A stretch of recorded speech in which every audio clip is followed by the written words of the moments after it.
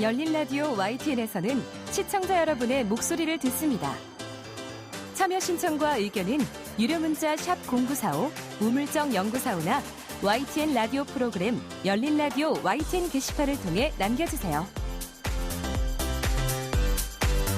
네, 이번에는 미디어 비평 시간인데요. 오늘은 김원경 뭉클미디어 인권연구소장과 전화 연결돼 있습니다. 소장님 안녕하세요. 예, 안녕하세요. 네, 여기까지 녹음하겠습니다. 진짜? 이거 네. 다야? 앞에 코드를 잘못 쳐가지고. 미디어가 전하는 이슈에 대한 다양한 분석과 팩트체크까지 바로 보고 뒤집어 보고 꼭꼭 씹어보기 위한 미디어 비평 프로그램 열린 라디오 YTN. 한 주간 뉴스를 꼭꼭 씹어보는 시간 미디어 비평입니다. 오늘은 김원경 뭉클미디어 인권연구소장 전화 연결돼 있습니다. 소장님 안녕하세요. 네, 안녕하세요. 네. 이 드라마 소장님도 보셨는지 모르겠는데 요즘 네. 화제의 드라마죠. 넷플릭스 오리지널 오징어 게임. 예, 보셨어요? 맞습니다. 보셨군요. 이 드라마 인기를 끌면서 그 극 중에 예. 나오는 인물들도 또 화제가 되고 있는데 극 중에 이주노동자 알리라는 인물이 나오잖아요. 네네. 네, 한국의 이주노동자의 그 현실을 그대로 보여주면서 아주 사회적인 네. 문제의식을 느끼게 해준다. 이런 공감들을 많이 하시던데 네네. 그래서 이번 주에는 이런 외국인 노동자 또 난민에 대한 예. 비평을 좀 준비해 보셨다고요? 예, 제가 이번 주제를 정하겠는 데는 최근에 몇 가지 보도들이 유난히 외국인 노동자와 관련된 것이 많았습니다. 네. 먼저 가장 큰 이슈는요. 화성 외국인 보호소의 특별 개호실에서 외국인을 일명 새우 꺾기 자세로 4시간가량이나 격리한 CCTV 영상이 공개된 것입니다. 네. 우선 사안을 좀 설명해 보면요. 화성 외국인 보호소는 강제 퇴거 명령을 받은 외국인들이 체류하는 곳이에요. 네. 그러니까 이곳에 계신 분들은 우리나라를 강제로 떠나야 하는 상황입니다. 이런 외국인을 상대로 해서 뒷수갑을 채워서 손목을 포박하고 등 뒤로 두 발을 묶어서 사지를 연결해 새우등처럼 몸을 꺾게 했고요. 네. 그리고 머리 보호대를 씌웠는데 그 머리 보호대를 박스 테이프와 케이블 타이로 조여서요. 머리와 보호대가 좀 더 강하게 고정되도록 이렇게 압박을 했습니다. 이 외국인은 4시간 24분 동안 이런 상태로 격리되어 있었습니다. 인권운동가인 박래군 4.16재단 상임이사는 자신이 86년과 87년에 영등포 교도소와 대전교도소에서 이런 비슷한 상황을 겪었다라고 언급을 하면서요. 네. 이렇게 이야기하셨어요. 1980년대의 그때의 야만적인 징벌이 자행되다니 지금은 2021년인데도 아직도 저런 징벌이 행해지는 걸 용납해서는 안 된다. 저건 고문이다. 어느 누구라도 저런 고문을 당해서는 안 된다. 당장 고문 범죄자들을 처벌하라. 라고 주장하셨습니다. 네. 이 외국인 노동자한테 이른바 했다는 그 새우꺾기라는 자세 자체가 참 가혹한데 이 박래군 이사는 이걸 고문이라고 말씀을 하셨네요. 예. 네. 자, 이에 대한 법무부의 해명이 나왔죠? 네, 나왔습니다. 법무부는 새우꺾기는 불가피한 조처라는 그런 내용의 그 주장을 뒷받침하기 위한 여러 가지 내용들을 공개를 했는데요. 네. 외국인 보호소에서 시설물을 파괴하는 모습 등이 담긴 16장의 사진과 2분 남짓한 영상을 법무부가 공개했습니다. 그리고 그 외국인이 직원들에게 남긴 욕설, 그리고 알몸 상태로 직원과 대치 중인 사진도 공개를 했습니다. 보호소 생활과는 무관한 그 외국인의 형사처벌 전력도 공개를 했습니다. 네. 법무부의 주장은 수갑과 포승, 머리 보호 장비는 필요 최소한으로 사용했으며 다른 방법으로는 제지할 수 없었다는 것이었습니다. 네. 하지만 한겨레는 사설을 통해서 법무부의 이런 대응이 선정적인 방법이었다라고 지적을 했거든요. 네. 한겨레는 법무부가 외국인의 인권을 조금이라도 고려했다면 결코 취할 수 없는 방법이었다. 그가 우리 국민이거나 합법 체류자였으면 법무부의 대응이 과연 똑같았을지도 의문이다라고 지적을 했습니다. 네. 그런데 저도 이 지적에 매우 공감이 되거든요. 만약 우리나라 사람이었다면 이 사람이 이런 일을 당했을 수 있을까? 그리고 이런 일을 당했는데 법무부가 당할 만한 일을 했기 때문에 우리가 어쩔 수 없었다. 라는 대응을 내놓았을까 이런 의문이 들었습니다. 특히 알몸 노출 사진과 형사처벌 그 전력 공개는요. 그러니까 본인이 형사처벌 당했던 그 전력을 공개했던 것은 개인정보보호법 위반과 명예훼손 여지가 있는 행위입니다. 따라서 법무부의 낮은 인권 감수성을 보여주는 행위였다라고 생각이 듭니다. 한마디로 법무부는 이 외국인 노동자가 네. 난동을 피웠기 때문에 이렇게 할 네네. 수밖에 없었다라는 해명을 내놨는데 그렇다 하더라도 이런 개인정보나 혹은 개인의 명예에 해당되는 부분까지도 필요 이상으로 공개하는 것 자체도 그런데 사실은 그것보다도 그 행위 자체에 대한 정중한 사과 그렇죠. 이것이 우선되었어야 된다라는 거죠. 네, 뭐 심지어 누군가는 고문이라고 느낄 정도의 네네. 이런 가혹적인 압박 이런 것 네. 자체도 문제가 있다라는 지적이신 것 같아요. 네네. 근데 사실은 이런 사건이 있었다는 것도 오늘 저희 방송을 통해서 처음 듣는 분들도 많을 것 같아요. 네. 왜냐하면 예. 언론 보도도 많지 않았기 때문인데요. 그렇지 네, 않습니까? 맞습니다. 예. 우선 네이버에서 관련 보도를 모두 검색해봤습니다. 그런데 그 결과 총 64건이 보도되었어요.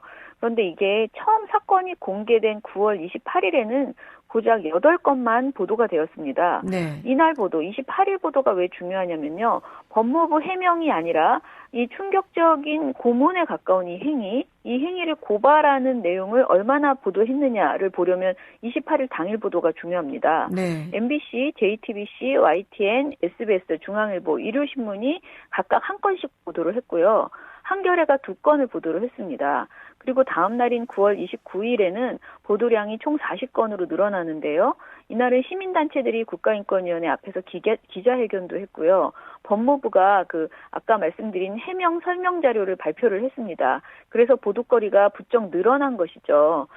이렇게 29일에 40건이 보도된 이후 30일에는 다시 12건으로 보도가 줄어들었고 그 이후에는 10월 1일부터 8일까지 딱 4건의 보도가 있었습니다. 그런데 이게 보도량이 많고 적고를 떠나서 이 정도의 충격적인 사건이 발생했다면은 언론이 당연히 비판적 시선을 담은 제목으로 기술하고 또 사설이나 논평을 통해서 그것을 굉장히 우려했어야 마땅한데 네. 이런 보도도 매우 부족했다라는 게 아쉽습니다. 많은 보도들이요 대부분 화성보호소 또는 법무부의 해명을 VS 처리를 해서 함께 제목에 넣어주었고요. 아예 예를 들면 아시아경제의 법무부 외국인 보호소 가혹행위 비판에 불가피한 조치 또는 한국경제TV의 외국인 손발 묶고 새우 꺾기 주장 자해 막는 조치라는 정도의 제목으로 주로 법무부의 주장 위주로 제목을 뽑는 보도들도 있었습니다. 좀 극단적인 것은 아예 설명 자료를 그대로 실어준 보도도 있었어요. 네. 이런 보도들 중에서 가장 아쉬운 그 점은 법무부 주장을 받아쓰는 것과 별개로 이 사람이 얼마나 위험한 난동을 부렸는가에 대한 보도가 아니라 대한민국이 누군가에게 이런 수준의 가혹행위를 해도 되는지 그리고 그 행위를 할 때 절차라는 것이 있었을 텐데 그것이 제대로 지켜졌는지 이런 것들을 묻고 따져보는 보도들이 매우 부족했다라는 것입니다. 네, 보도 자체도 매우 적었고 네. 법무부의 해명을 제목으로 달거나 대부분 네. 뭐 주장과 또 해명 이걸 동시에 보도하는 경향이 많았다 이런 지적을 해주셨는데 네. 그 사설이나 논평은 좀 어땠습니까? 일단 매우 부족했고요. 네. 일단 한겨레만 사설을 2번 냈습니다. 한겨레가 이번 사안에 대해서 매우 적극적으로 보도를 했는데 우선 첫 보도인 27일 사설로 그 가혹행위에 대해서 바로 비판을 했고요. 네. 이후에도 법무부 해명 자료의 부적절성을 비판하는 사설을 9월 30일에 또 냈습니다. 그리고 10월 8일에는 어쩔 수 없어 고문하는 나라라는 제목으로 황필규 죄송해요. 다시 할게요. 네. 그리고 10월 8일에는 어쩔 수 없어 고문하는 나라라는 제목으로요. 황필규 공익인권법재단 공감 변호사가 쓴 칼럼을 게재를 했습니다. 저는 이번 사안에서 가장 아쉬운 것이 사건 자체는 그다지 많이 보도하지 않으면서 법무부 해명 자료는 비교적 잘 보도되고 그리고 우리의 국가기관의 인권 침해 상황이 이렇게 심각한 것에 대해서 별로 강한 비판의 목소리가 없다는 것입니다. 보다 엄중한 언론의 판단이 없는 것 아닌가라는 우려고요. 이것이 한국인에게 가해진 일이었다 하더라도 과연 이랬을까 되묻고 싶습니다. 그래요. 외국인 노동자가 아니라 만약에 네. 이런 새우 꺾기 자세로 4시간 반에 걸쳐서 보호소에 바닥에 그대로 나뒹굴어 있었던 사람이 한국인이었더라도 언론 보도가 이랬을까? 네. 그렇습니다. 한번 좀 저희가 생각해 봐야 될 것 같고요. 네. 자, 다음 보도 사례로 갖고 오신 거는 어떤 걸까요? 이거는 제가 우연히 YTN 보도를 봤는데요. 사실 이 보도는 칭찬을 받아야 마땅한 그런 특종 보도였습니다. 부천의 왕 기업형 성매매 일당 검거 반년 만에 7억 벌었다라는 제목의 보도인데요. 네. YTN이 지난달에 자칭 부천의 왕이라고 하면서 재력을 과시하고 수도권 일대 오피스텔과 원룸에서 기업형 성매매를 벌이고 있는 조직이 있다라고 보도를 했어요. 네. 그리고 그 보도 이후에 조직의 총책과 직원들이 무더기로 붙잡혔습니다. 이들이 성매매로 반년 만에 벌어들인 수익이 무려 7억 원에 달한다는 정말 쾌거를 이룬 보도였습니다. 문제는 이 보도에서 어떻게 보면 아주 작은 흠이라고 할 수 있는데 그 내용이 제 마음에 매우 걸려서 오늘 방송에서 이야기를 하려고 합니다. 네. 이 보도에서 성매매 여성을 인터뷰를 했는데요. 네. 그 여성의 국적까지 이야기를 했어요. 이것이 좀 유감이었습니다. 결과적으로는 칭찬받을 만한 보도였지만 네. 성매매 여성을 인터뷰한 건 좀 아쉬웠다. 어떤 내용이 구체적으로 그랬을까요? 기자는 그 총책인 정 씨가 성매매 업소로 운영한 오피스텔과 원룸촌을 일일이 찾아다니면서 성매매 흔적을 확인했다라고 리포트를 해요. 그리고 네. 이 과정에서 태국 국적의 성매매 여성을 마주치기도 했다라고 보도를 했습니다. 그런데 이때 흐림 처리가 되기는 했지만 한 여성에게 기자가 다가가서 물어보는 모습이 촬영됩니다.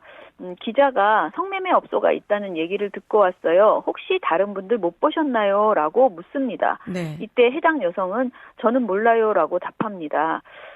굳이 이런 인터뷰를 할 필요가 있었을까라는 생각이 들었는데요. 성매매 보도에서 성매매 여성들은 인터뷰하기를 원할까요? 원하지 않을까요?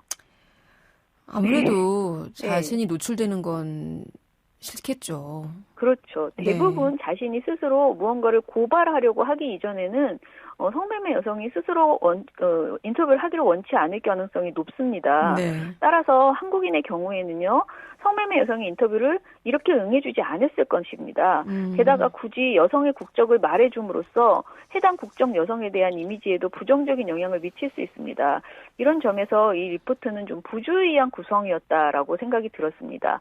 아까 위에서 말한 한국인이었다면 이랬을까라는 그런 의문을 비슷하게 갖게 되는 보도라는 거죠. 네. 그렇네요. 기자의 네. 인권의식이 좀 드러났던 보도가 아니었나 이런 지적이신데 네. 저희가 과거에도 그 고향 저유소 화재 사건 아마 많은 분들이 아실 거예요. 너무 큰 화재였기 때문에 네. 이때 그 화재 원인으로 지적됐던 네네. 것이 이 풍등을 날린 것이었거든요. 근데 그렇죠. 그때도 이게 외국인이다, 네. 외국인 노동자다 이렇게 보도가 되면서 그 댓글들을 보면 그 외국인 노동자에 대한 아주 혐오 섞인 네. 것들이 많이 올라오면서 좀 문제가 되기도 했는데 네. 말씀하신 부분에서도 굳이 뭐 어느 나라 외국인 성매매 여성이었다 네. 이런 것들을 굳이 인터뷰를 시도하고 알려줄 필요가 있었냐 이런 지적이시네요. 네. 네. 이 조금 다른 얘기지만 최근에 저희가 백신 접종률이 매우 높아지고 있지 않습니까? 근데 네. 그 중에서 특히 외국인 노동자나 이게 불법으로 우리나라에 계속 체류하고 있는 외국인들 같은 경우에는 네.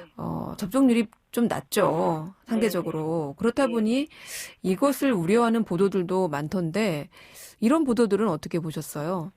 저는 좀 걱정스러운 부분이 있는데요. 최근에 그런 보도들이 분명히 많아지긴 했습니다. 특히 지난 10월 8일에요. 베트남 지인 모임 관련으로 9명이 확진되었다라는 보도가 나오거든요. 네. 여기에서 보면 베트남 여성 1명이 구체적으로 어떤 일을 했는지 그 직업을 상세하게 언급했습니다.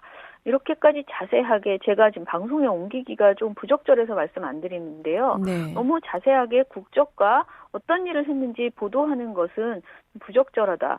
이미 우리는 스마트폰으로 어떤 곳에서 확진자가 발생하면 굉장히 상세한 내용을 전달받잖아요. 네, 그렇죠. 그러면서 어디를 다녀온 사람은 검사를 받아라. 이런 안내는 이미 다 받고 있습니다. 따라서 언론 보도를 통해서 이렇게까지 어느 지역에 어떤 일을 하는 사람이 라고 하면서 정보를 알려줄 필요는 없다라고 생각을 하는데요.